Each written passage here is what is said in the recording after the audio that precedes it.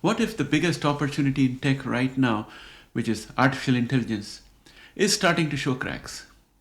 What if the very companies driving the boom are now signaling caution and that shift could matter to our portfolios? Hey all, welcome to ShareTreck where science meets investments, and I'm your host Raj. In today's video, we are focusing on whether the AI bubble is peaking and what the recent moves by OpenAI and SoftBank indicate from a capital markets and investment perspective. Let's start with the headline numbers. OpenAI has committed roughly $1.4 trillion over the next 8 years to build compute infrastructure, data centers, chips, hardware, etc. All this in service of the next-gen AI ambitions. On the revenue side, OpenAI expects to exceed 20 billion annualized revenue run rate in 2025. So you got this massive commitment meeting decent revenue. 20 billion when compared to the trillion looks much smaller, but still a very wide gap. OpenAI's CFO remarked on hopes for financing assistance via government loan guarantees. Later, CEO Sam Altman clarified the company is not asking for government bailout guarantees for its data center build-out. Why does this matter for investors? Well, when a major growth company enters infrastructure mode, heavy upfront capex, long payback periods, the risk profile changes. Profitability is deferred, execution risk rises, and sensitivity to market sentiment gets larger. We also have SoftBank's Nvidia exit as smart money signal. If we look at an investor move worth noting, that's the one we should look at. On November 11, 2025, SoftBank announced it sold its entire US dollar $5.83 billion stake in Nvidia. The complete sale actually took place in October, but we got the news or confirmation on 11th of November. The sale coincides with SoftBank's pivot. It's doubling down on other AI bets and offloading one of AI's primary tailwinds, Nvidia. It's a classic smart money move in my opinion when an early backer reduces exposure at a peak. For investors in genomic tech and AI, the takeaway is that when major investors start cashing out of the leading names, it may signal a change in risk or return dynamics. Not necessarily doom, but certainly a moment for heightened caution. Beyond the headlines are the supporting data that hint we may be at or near a turning point. Some of these key signals are that valuations are at the high end. Leading AI companies are trading at ultra-high multiples.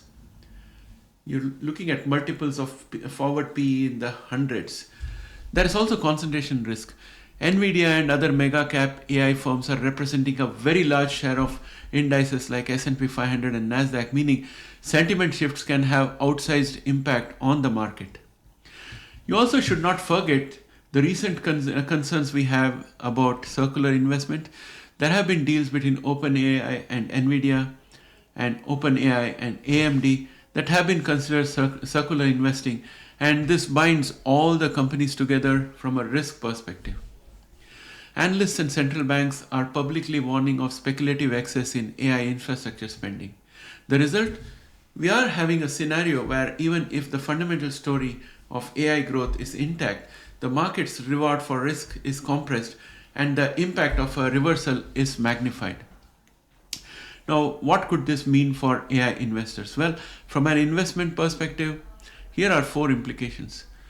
First thing is that we need to reassess our risk. If one is heavily invested or exposed to the names benefiting most from AI infrastructure build-out, recognize the elevated risk of multiple compression or unexpected execution delays.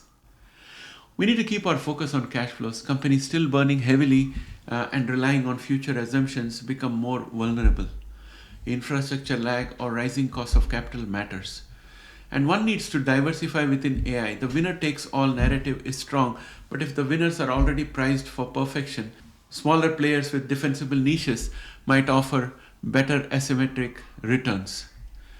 And given the infrastructure scale and increasing discussion of government involvement, regulatory, labor, energy or supply chain bottlenecks could suddenly become the story rather than the pure model innovation.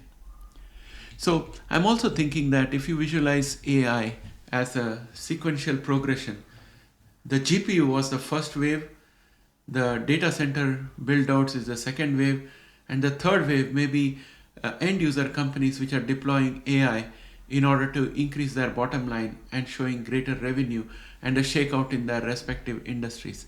So it's possible that a whole lot of money has got invested in the GPU already, and then in anticipation of the next wave, a whole lot of investment has already gone into data centers.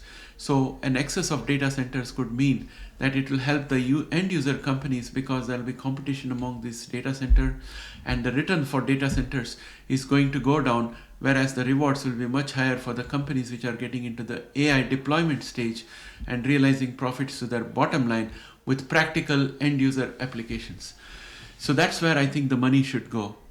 Now friends, that is my perspective.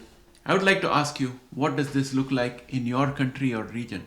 Are you seeing similar capital flows or warnings in the AI space where you are? Please drop a comment below. And I would also like to hear from you about my take. Do you agree with what I have mentioned in my article out here? I look forward to your comments. And while you're at it, please visit our Substack. It's absolutely free. You can subscribe for free out there. I have a Substack article on this topic as well with more details. I look forward to your engagement with ShareTreck. I'll catch up with you again in the next video. If you found value in today's deep dive, consider subscribing and joining the ShareTreck community. Thanks and have a great day. Bye for now.